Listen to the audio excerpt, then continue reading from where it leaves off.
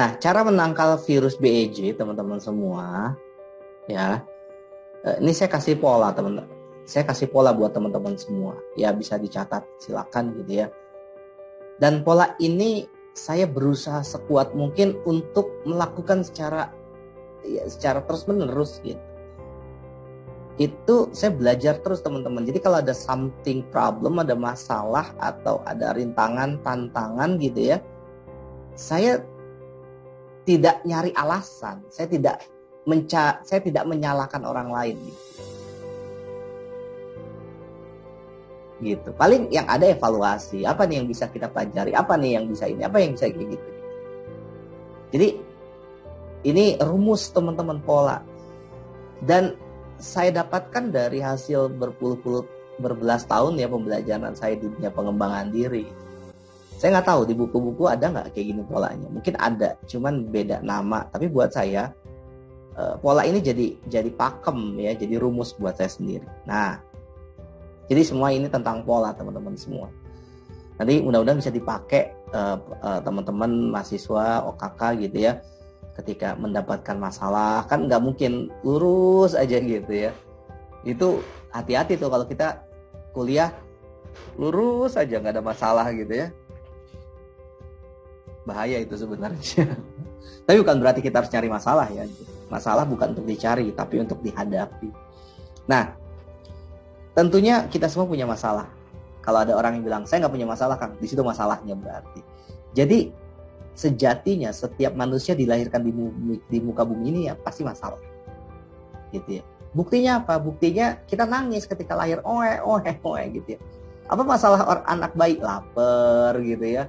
Haus, pup gitu kan, atau gerah kan gitu. Sejak lahir kita udah emang dikasih masalah ya. Kalau di rahim kan pernah nggak di rahim tuh kan enggak gitu, karena semua kebutuhannya ada di rahim gitu. Semuanya di dalam perut ibu kita tuh ada semua kebutuhan, buat minum semuanya, buat itu ada di perut ibu kita gitu. Tapi kalau udah lahir dunia ini nggak bisa makan, harus nyari, harus ngambil, harus berusaha. Tapi kan seorang bayi nggak mungkin kan ketika makan dia ngambil sendok sendiri makan. Apa yang dia lakukan? Oe. Itu tanda ada masalah dan wajar, alami, nggak apa-apa. Oke, nah lalu kalau ada masalah gimana dong, Kang? Ya udah, kalau ada masalah, nah ini pola yang nggak benar nih. Orang-orang yang punya masalah biasanya BEJ.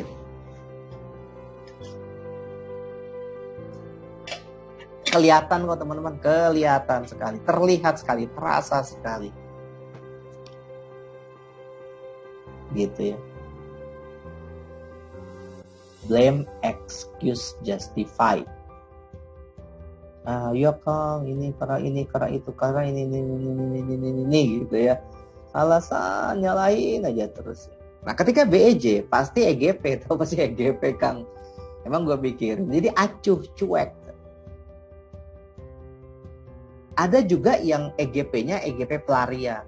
Pelariannya akhirnya ke narkoba, ke minuman keras, ke hal-hal yang negatif gitu ya. Karena itu bagian dari dia acuh. Udahlah masalah mah ini susah gitu. Udahlah pusing. Nah, itu berarti adalah ciri orang yang tidak bertanggung jawab sama hidupnya.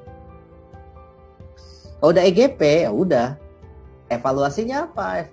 Evaluasinya adalah dia menyalahkan diri, bisa jadi menyalahkan diri sendiri, menyalahkan orang lain, nggak berdaya, kerdil, nggak move on, insecure, banyak lah. Akhirnya masalah lagi terus gitu. Saya kadang-kadang bingung ya sama ada orang-orang yang saya tahu dia punya, saya ada nih tetangga gitu kan, curhatnya sama istri gitu ya, sama istri terus udah tahu solusinya gini tapi nggak pernah dijalanin, dan ketika datang curhatnya tentang masalah itu lagi gitu. Padahal saya udah bilang ke istri, Bun, kalau bilang aja solusi gini, udah, tapi nggak pernah denger gitu. Ya ini lingkarannya, dia berharap orang lain berubah gitu kan. Nah itu bahaya. Padahal yang harus dirubah siapa dulu? Kita dulu. Salah, BEJ, terus EGP, evaluasi, ya terus lingkaran setan ini, gitu ya. Nah yang benar adalah Yang benar adalah ini. Ada masalah. Nah, caranya adalah mengubah masalah mindset dengan tantangan. Oke nih, tantangan nih gitu. Siap deh gitu. Jadi kita aktif untuk menghadapi tantangan. Jadi teman-teman kalau ada masalah, ubah mindsetnya jadi tantangan. Ketika sudah dirubah mindset dan tantangan, oke, sesuatu hal tantangan itu kan harus kita hadapi dan diselesaikan kan. Ya udah, oke, tantangan, cari solusi. Apa solusi? Jadi orang-orang hebat, mereka punya pola selalu berpikir solusi. What next nih? Apa solusinya? Kalau nggak ngerti solusinya apa, dia akan berpikir gini, siapa orang yang tepat untuk mencarikan solusi ini gitu ya. Selalu solusi. Ketika solusi, dia akan beraksi. Bedanya kalau yang tadi sebelumnya, acuh di EGP, emang gue pikirin. Kalau ini dia beraksi, action, menyelesaikan tantangan tersebut. Setelah itu berevaluasi, jadi introspeksi diri, bukan jadi menyalahkan, bukan jadi insecure, bukan jadi overthinking, tapi oke. Nah, ini ada quotes menarik nih yang saya dapatkan waktu ketika kuliah, ya. Dan quotes itu ditempelkan oleh seorang kakak kelas, ya. Beliau juga salah satu panutan saya karena dia jualan donat gitu. Wih, jualan donat dia lebih hebat penghasilan per harinya tuh karena dia punya reseller donat. Bayangin masih mahasiswa punya reseller donat kan. Wah, di kosannya numpuk gitu. Aduh, saya lupa namanya Kang siapa ya. Dan saya pernah waktu itu belajar sama dia, masuk ke kosannya, ada kata-kata gini. Saya ingat banget nih, di kosannya dia kayak ada figura gitu atau apa gitu ditempel, bukan figura, ditempel pakai ditulis kertas gitu. Tidak ada yang namanya gagal, yang ada sukses atau belajar gitu kan. Wow, ya. Akhirnya evaluasi itu jadi hikmah, pembelajaran, jadi quote gitu ya. Nah, dapat lagi tantangan terus, solusi, aksi, dan hidupnya berdaya, bertumbuh dia. Lingkaran ini membuat dia bertumbuh, beda sama lingkaran yang tadi, drop dia. Ini tentang attitude teman-teman semua. Nah, selanjutnya tentang mindset, the right mindset. Apa itu the right mindset? Nah, menurut William James, beliau bilang kayak gini, penemuan terbesar dalam generasi saya adalah kesimpulan bahwa manusia dapat mengubah hidupnya hanya dengan mengubah sikap berpikirnya. Jadi sebenarnya semua dimulai dari pikiran kita, teman-teman semua. Seorang arsitek, ketika dia bangun sebuah rumah, kan nggak mungkin ujuk-ujuk atau tiba-tiba rumah itu jadi. Apa yang dia lakukan? Dia pikirin dulu nih, sketsanya dalam pikiran. Gimana ya? Baru dituangkan dalam tulisan, dikonsep, digambar, baru dikerjakan. Gitu loh. Jadi semua dimulai dari pikiran. Kalau kita berpikir bisa, jadi bisa. Kalau kita berpikir mustahil, jadi mustahil. Kalau kita berpikir nggak bisa, nggak mungkin, jadi nggak mungkin. Gitu ya. Nah, ini cerita juga teman-teman bicara tentang the right mindset.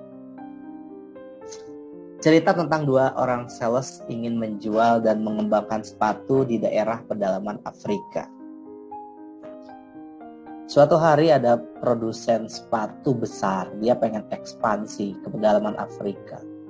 Karena dia pikir di pedalaman Afrika tidak ada satu orang pun yang pakai sepatu. Yang ada sendal atau alat-alat yang berfungsi seperti sendal. Tidak ada sepatu. Akhirnya karena karena target dia untuk ekspansi, dia utuslah dua sales terbaik untuk survei di pedalaman Afrika selama 6 bulan.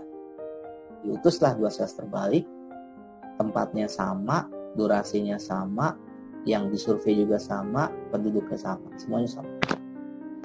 Sebulan, 2 bulan, sampai 6 bulan, mereka sudah survei, akhirnya lapor lagi ke bos, balik lagi. Sales pertama ngomong seperti ini, bos,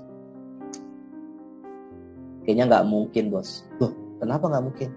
Ya kayaknya nggak mungkin bos.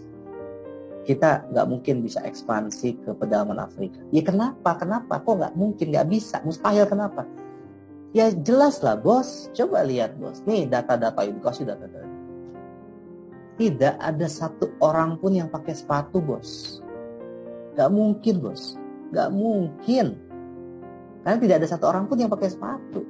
Gimana kita mau jual sepatu? Gak ada yang pakai sepatu bos. Rugi bos, bakal bisa. Udah cari tempat lain aja deh bos. Di kota-kota aja deh. Oke, siap. Sales pertama. Oke, terima kasih sarannya. Saya akan pertimbangkan. Udah, sales pertama udah laporan, sales kedua laporan. Apa respon dari sales kedua? Bos, gila bos, keren bos, gokil bos, luar biasa. Kenapa luar biasa? Kenapa? Kayaknya bos harus ekspansi ke dalam Afrika, harus ke sana bos.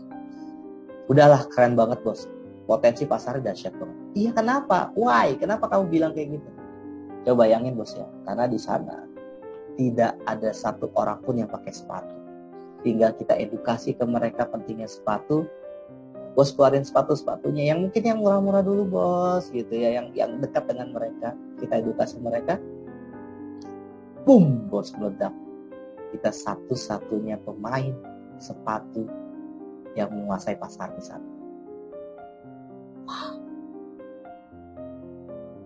Sales pertama bilang nggak mungkin, sales kedua bilang mungkin. Padahal yang disurvei sama, durasinya sama, semua instrumennya sama. Tapi kenapa berbeda? Karena berbeda mindset, berbeda cara berpikir. Oke, kalau kita paham tentang ini, artinya kita tahu orang-orang hebat, dia mengembangkan mindsetnya secara terus-menerus.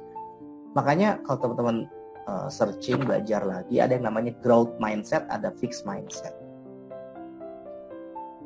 Orang-orang hebat tuh mereka bertumbuh mindsetnya. Dia mengembangkan mindset. Orang-orang yang tidak hebat justru malah gagal dan sebagainya. Dia kerdil mindset. Kayak nggak mungkin. Dan itu terasa loh. Saya tuh kalau misalnya tahu mindset orang tuh dari ngobrol. Kalau udah ngobrol gini, kayak nggak mungkin, nggak mungkin ini, nggak mungkin pakai sosial media besar, nggak mungkin nggak. Udah kayak gitu mah udah mindsetnya berat. Saya ajak kerja sama juga nggak mungkin gitu ya. Dia bisa tahu, saya bisa tahu dengan hanya ngobrol. Artinya ujungnya adalah teman-teman, saya berharap teman OKK tuh kembangin mindsetnya, pikiran. Lewat apa? Bagaimana caranya Kang? Kan udah kayak gitu ya ngomongnya ya. Pasti ke arah sana ya. Saya akan kasih tahu teman-teman caranya. Ya, khusus buat teman-teman aja. Yang pertama adalah belajar, melakukan, dan mengajarkan. Oke, saya ulangi. Yang pertama belajar, melakukan, dan mengajarkan. Ini 3 combo nih. Combo yang keren banget. Ketika teman belajar, coba lakukan apa yang teman belajar. Setelah itu ajarkan. Karena dari belajar, teman-teman mendapatkan sesuatu. Dari melakukan, teman-teman mendapatkan sesuatu. Dari mengajarkan, teman-teman mendapatkan sesuatu. Ini yang saya lakukan waktu itu. Saya pelajaran apa ya? Saya mata kuliah apa saya lupa. Saya ajarin tuh. Walaupun saya nggak ngerti juga sih. Aduh, sama-sama ngerti ngajarin orang. Oh ya, dulu saya belajar Microsoft Access. Nah, Microsoft Access waktu basic-basicnya itu ya. Orang lain nggak ngerti gitu ya. Saya ngertiin aja gitu. Saya ajarin, menarik ya. Saya ajarin, saya jadi belajar, saya ngerti. Jadi 3 combo ini setiap proses pasti ada sesuatu, ada hikmah, ada pembelajaran. Dari belajar ada pembelajaran, dari melakukan ada pembelajaran, dari mengajarkan ada pembelajaran. Yang pertama. Yang kedua, miliki guru atau mentor. Kang, kan kita udah ada dosen. Sekarang saya tanya. Oke, dosen, apakah benar-benar bertanggung jawab terhadap pertumbuhan teman-teman? Enggak. Percaya sama saya? Enggak. Mungkin ada dosen-dosen yang care sama kita. Mungkin ada. Tapi hampir sebagian besar nggak ada. Yang benar-benar dosen tuh, gimana? Kamu udah sampai mana? Ngerti nggak pelajarannya? Oh, kamu nilainya nggak ngerti, nggak jelek ya? Oke, saya bantu deh. Nggak ada yang sampai kayak gitu. Saya seumur-umur nggak ada gitu ya. paling tiap ujung paling menginspirasi. Nah, inspirasi ada tuh guru-guru, dosen-dosen saya tuh, pengantar ilmu informasi dan perpustakaan tuh, saya ingat banget, menginspirasi. Dia bilang kayak gini, orang yang menguasai informasi, dia menguasai dunia gitu ya, terbukti sekarang kan. Wah, jadi saya menguasai informasi nih jadinya. Nah, apa beda guru sama mentor? Kalau guru itu kan kepanjangannya digugus dan ditiru. Artinya, cari guru yang memang perilakunya, etikanya itu bagus, baik. Nah, juga digugus dan ditiru gitu. Saya waktu itu ingat banget, cuman saya gak saya lakuin sih. Ada guru saya di fisika, dia ngajarin kalau naik angkot, dulu kan zaman saya Metro Mini ya di Jakarta. Kalau naik Metro Mini gak usah bayar. Bayangin seorang guru, dia ngajarin murid-muridnya naik Metro Mini gak usah bayar, kan ngajarin. Gak benar gitu ya. Nah, saya enggak sih, saya gak ikutin ya. Mudah-mudahan Allah ampuni dosa-dosa beliau. Mentor adalah orang-orang yang benar-benar membimbing kita. Benar-benar stay dia, benar-benar tahu progresnya dan prosesnya. Apa bedanya guru sama mentor? Kalau guru boleh banyak, kalau mentor harus satu di satu bidang.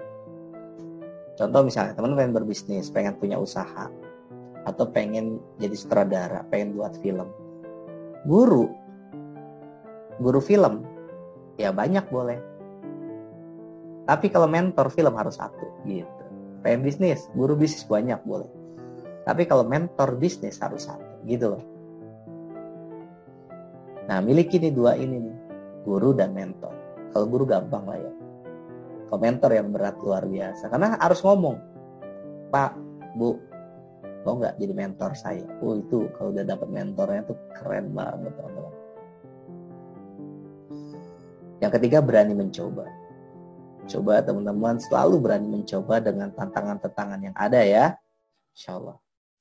Dan proses dan progres, bukan instan. Nah, ini tantangan milenial dengan gadgetnya, dengan era informasi, era semua dipermudah, gampang, hanya di jari saja gitu ya. Tapi bukan berarti kita pengen semuanya serba instan. Ya, sukses instan, dapat nilai bagus instan, pengen kerja sesuai dengan bidangnya instan, enggak. Semua harus melalui proses dan progres. Bahkan kalau teman-teman inspirasinya dalam mie instan juga butuh proses kan, ya enggak? Masaknya dulu, masak airnya dulu, gunting bungkusnya, masukin bumbu, aduk gitu ya. Semua butuh proses. Jadi jangan pernah berpikir instan, teman-teman. Cobalah untuk berproses dan berprogres. Apa bedanya proses progres? Proses itu adalah ya alurnya. Teman-teman tahu nih, oke, saya pengen punya usaha, gimana prosesnya. Kalau progres, pastikan setiap hari, setiap minggu, setiap bulan tuh naik. Walaupun memang bisa jadi turun, nggak masalah sih. Tapi paksa dia jadi naik lagi. Itu progres tuh. Selamat berprestasi teman-teman semua ya. Semoga bermanfaat. Jadilah yang terbaik dengan cara yang terbaik gitu ya. Karena hidup cuma sekali teman-teman semua. Ya, kalau hidupnya 15 kali sih kita nggak apa-apa lah main-main hari ini. Hidup kali ini nggak mau main-main. Cuman kan hidup cuma sekali. Jadi berikan yang terbaik, cara yang terbaik, gaya yang terbaik, semua yang terbaik. Prestasi yang terbaik, kuliah yang terbaik, semua yang terbaik. Insya Allah, Pak, luar biasa lah kehidupan kita karena tanggung jawab kita, bukan tanggung jawab orang lain, bukan urusan orang lain. Mereka cuma hanya penasehat, konsultan, teman. Kita yang bertanggung jawab sama diri kita sendiri. Sip. Ada yang pengen ditanyakan?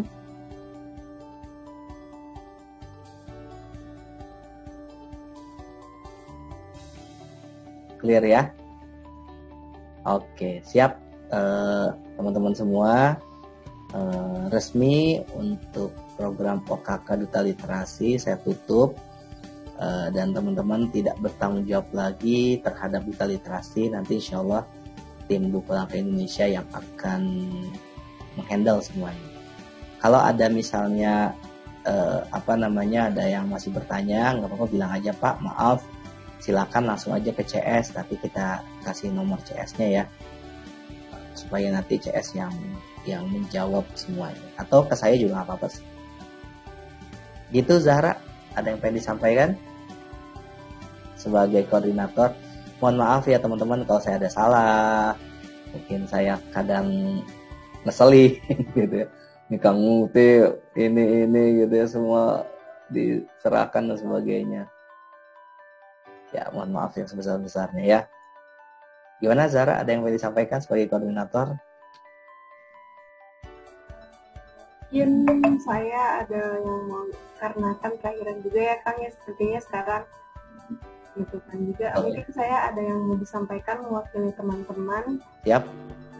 Jadi mengenai duta literasi ini, terima kasih sekali kepada Kang Mukti yang dari awal sudah mau membimbing kami. Sudah membimbing kami selama 1 semester ini, sudah mau menjadi mentor, sudah meluangkan waktunya untuk segala ilmu-ilmu yang sekarang insya Allah bisa kami terapkan mungkin untuk kedepannya gitu. Kami juga mohon maaf jika dari kami sendiri, dari para OKK gitu, banyak kesalahan, mungkin ada yang kurang berkenan baik dari sikap kami atau perbuatan kami atau perkataan kami gitu kan. Terima kasih sekali lagi untuk Akang dan juga para tim dari Buku Langkah Indonesia atas segala bimbingan dan ilmunya. Siap, sama-sama Zahra. Siap. Insya Allah semua kesalahan teman-teman kalau ada salah ya, kayaknya nggak ada salahnya, apa ya, nggak ada salah ya, paling kemarin ada yang ini aja sih, aja lama banget balesnya gitu. Cuman nggak apa-apa kok, kayak gitu kan sih, no problem, bisa diatasi lah insya Allah ya. Insya Allah Zahra, teman-teman semua, terima kasih banyak. Saya udah saya tutup program ini. Nanti kedepannya teman-teman silakan, kalau misalnya mau ditanyakan mangga gitu ya, misalnya pas di tengah-tengah, Kang ini gimana, tapi jangan nanya tentang kuliahnya ya, maksudnya pelajarannya. Dan kalau saya tahu mah saya bantu lah gitu. Cuman kalau tentang hitung-hitungan mah saya nggak paham.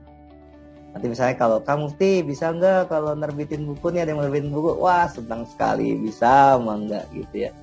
Wah Kang, ada yang mau ngisi training motivasi, boleh nggak? Udah Kang Mufti, silakan, mangga. Kang mau curhat boleh nggak? Boleh, mangga, silakan. Gitu ya. Paling tugas terakhir Zahra di grup. Jadi di grup jangan dibubarin dulu grup yang OKK-nya, karena nanti didata